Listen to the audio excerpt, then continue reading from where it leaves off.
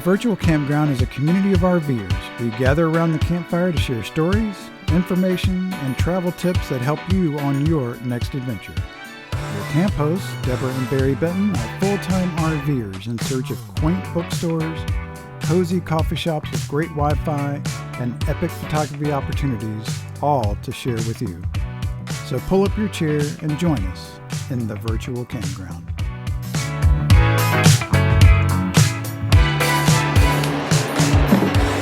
Hey, Deborah. What are you doing? I'm looking over our checklist. We're about to leave this campground, and I know there's a few things we need to check before we leave. We need to get ready, and we want to be safe. So we need to make sure that we're following a checklist to make sure we get everything done that needs to be done. That way we maintain our systems and we make sure that we're safe on the road and that we don't have any costly repairs. That's a great idea. I know. I thought so too. All right. Well, what now?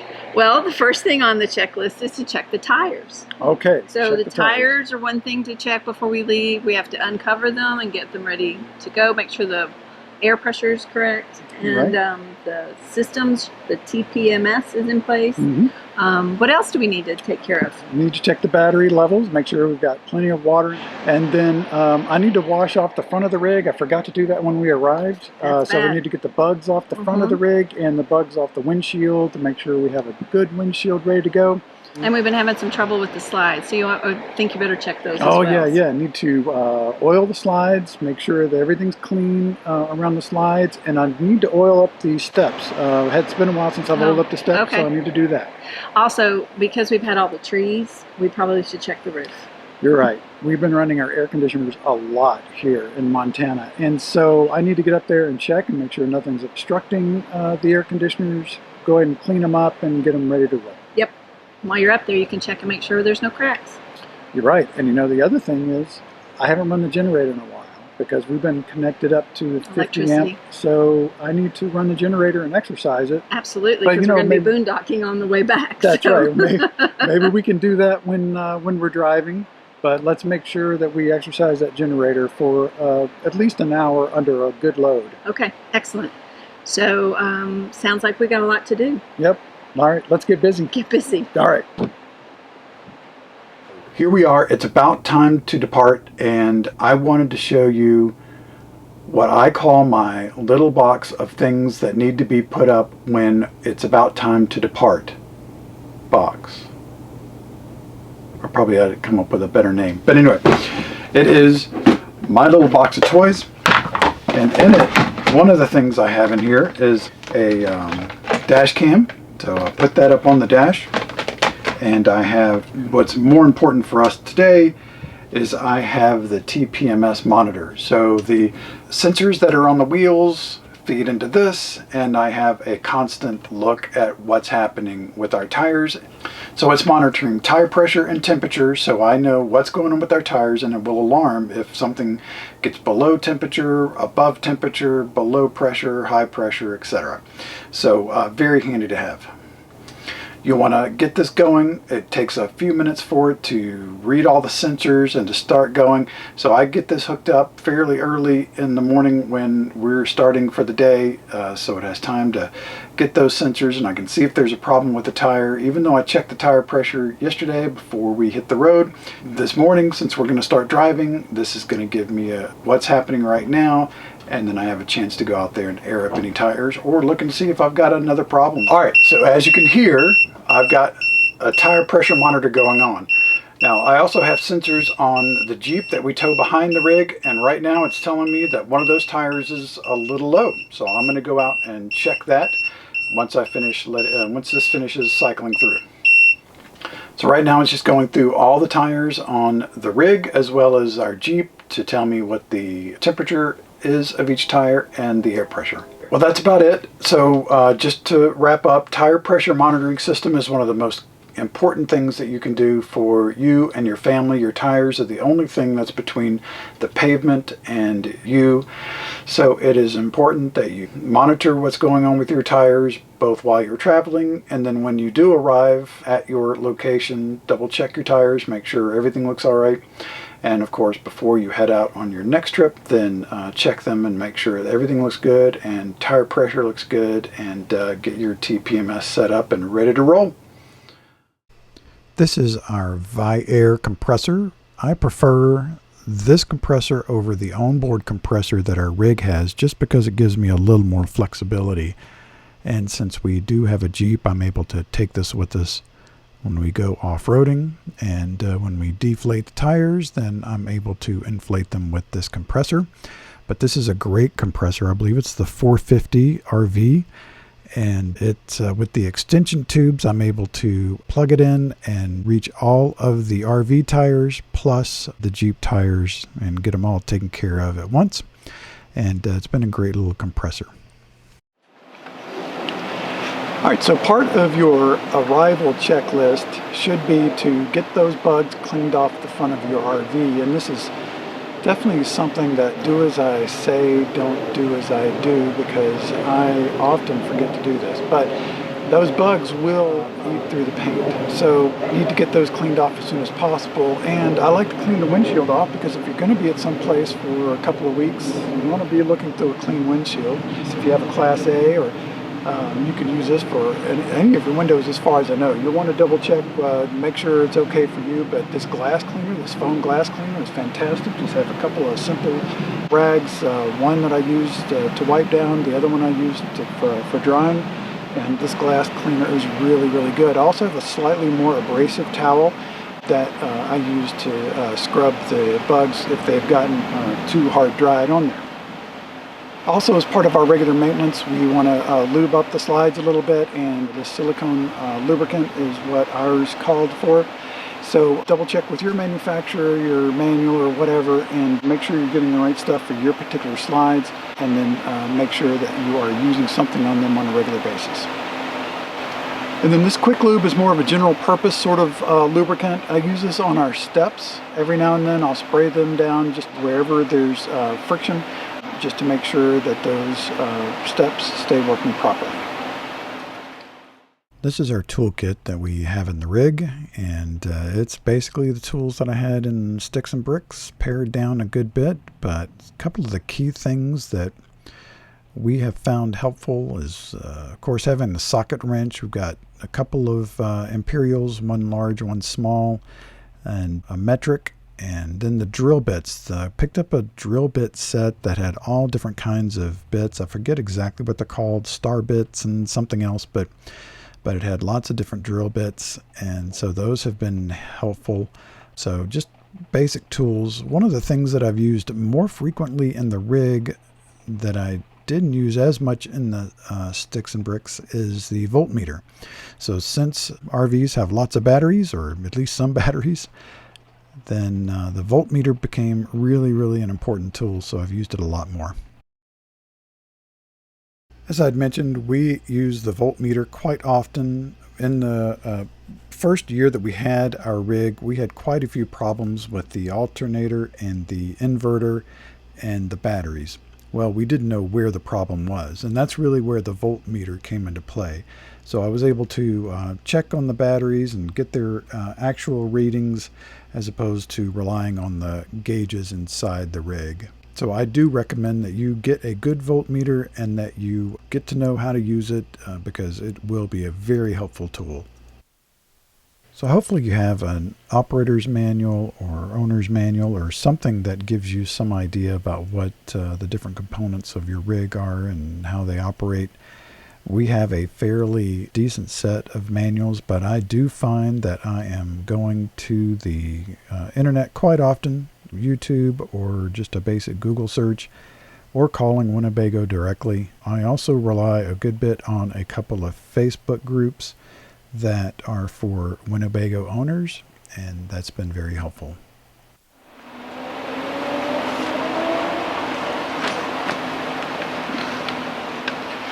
Let's go check the air conditioner, see what's going on up there. First thing is turn off your AC unit, grab the tools you'll need, and then carefully head up the ladder.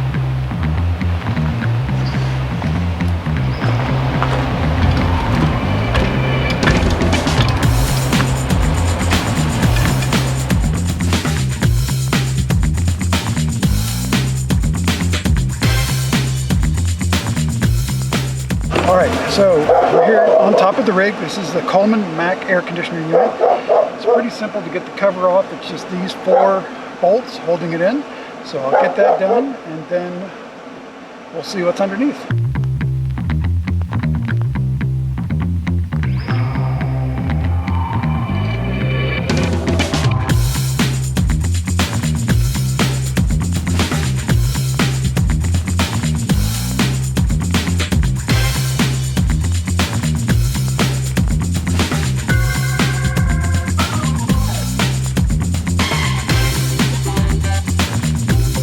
Alright, so there's more detailed information in our Fix It Yourself course, but you also want to check your manual for your specific unit and make sure you understand what needs to be done, because different units need different types of maintenance.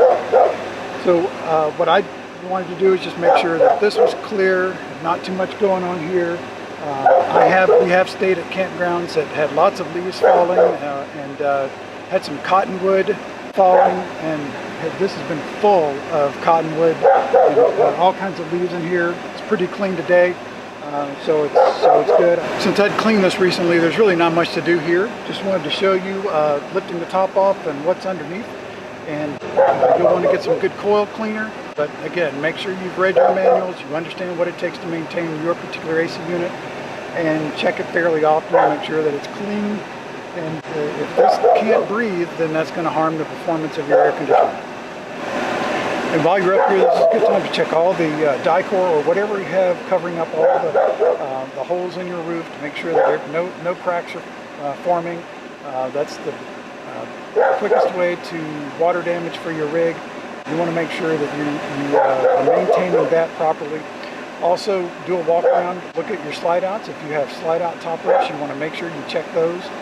We had an issue with several of ours that were starting to come unwound, and was able to fix that. And we also had some tears that were just beginning, so I was able to get some canvas tape from a local hardware store, and that's been holding up really well, keeping our slide toppers from falling apart.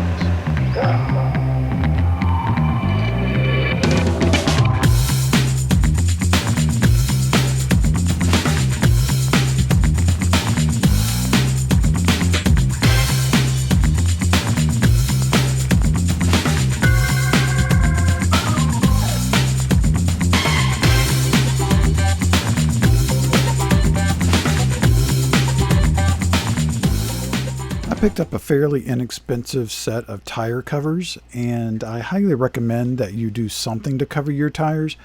I found these on Amazon, and they aren't very expensive, but they help protect a very expensive investment in your rig. So anytime you're going to be parked for any amount of time, and usually when I'm going to be someplace for a week or more, then I'll try to get those tire covers out. As long as the sun is hitting the tires, then I want them covered, because one of the things that will wear out tires faster than anything else, besides just being constantly rolling down the road, is having a lot of sunlight on them. Will dry out that rubber and cause them to crack prematurely. So having some inexpensive tire covers will go a long way to helping protect that investment. Alright, so let's talk about jacks. One of the lessons I learned the hard way was always double check where your jacks are going to land when you are ready to level. So our rig has an auto leveling set of jacks, and went to this campground, and the jacks were going to be going down on grass, and I didn't know it, but it had rained the entire week before we got there, and the ground was very soft. So we had these pads. I put them underneath the jacks, and the back 2 jacks went straight through and broke these little plastic pads and went about a foot into the ground. So I had to get those 2 jacks replaced because they would not work properly after that. So always double check and triple check where your jacks are going to land once you're ready to level. Since then, I've picked up just some basic 2x6 boards. I had these cut just precisely to fit in one of our storage bays underneath, and I use these for both putting under the wheels when I'm boondocking and just need to level the coach a little bit more, and I'll also put them underneath jacks whenever I need to, whenever these aren't going to be strong enough. So lesson learned there, double check where your jacks are going to be at all times. Okay, I'm done. All done? All done. Excellent. We can leave. You know, I think in our 3 years as full-timers, what we've learned is maintenance is our best friend towards not having costly repairs. Yep. We've had some costly repairs in the past, and but yeah, we want to do anything we can to avoid that by maintaining our rig properly. But repairs are pretty inevitable. I mean, you're driving your home down 60 miles an hour down the road. So when you have to go and get a little bit more experience than what you have, what's the first thing you think to do? First thing that I want to do is I want to get the manuals out, and I want to understand what components having problems. I want to look that up in the manual and see if the manual helps. For us, the manual has sometimes done a good job and sometimes has not. My next step would be to call the manufacturer. We happen to have a Winnebago coach, and they have a nice helpline, and oftentimes they're able to give me some pointers on what to do. The next step would be to do an old-fashioned Google search or search on YouTube for someone has probably had that problem in the past and would have some good ideas about how to repair them. So you can learn from other people. Exactly, and we did that with our toilet. I was able to, had a problem with it. I was able to find the exact toilet, the exact problem, and watched a YouTube video on how to repair it, and I was able to get the materials and do it myself and got it done. So, and I think that's been another big part is you knew a lot when we got the RV, but you've learned a lot more in the last 3 years, and a lot of it is just being patient, starting with some of the smaller projects and working your way up to bigger projects. Yep.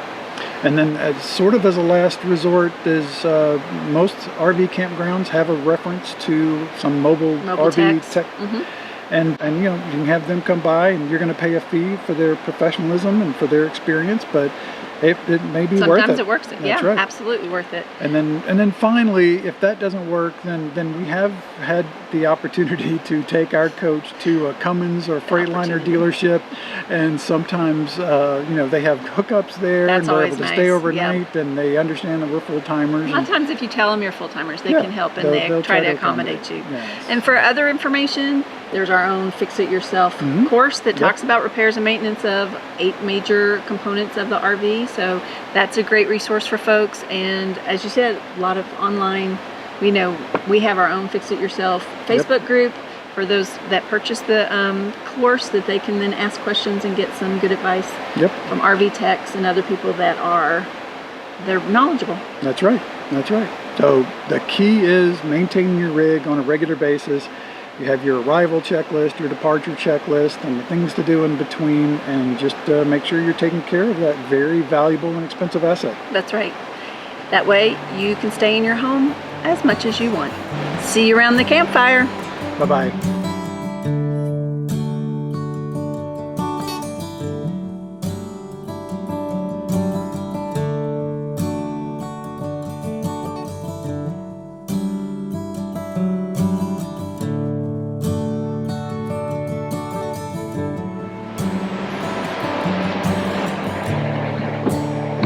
Hey, Deborah.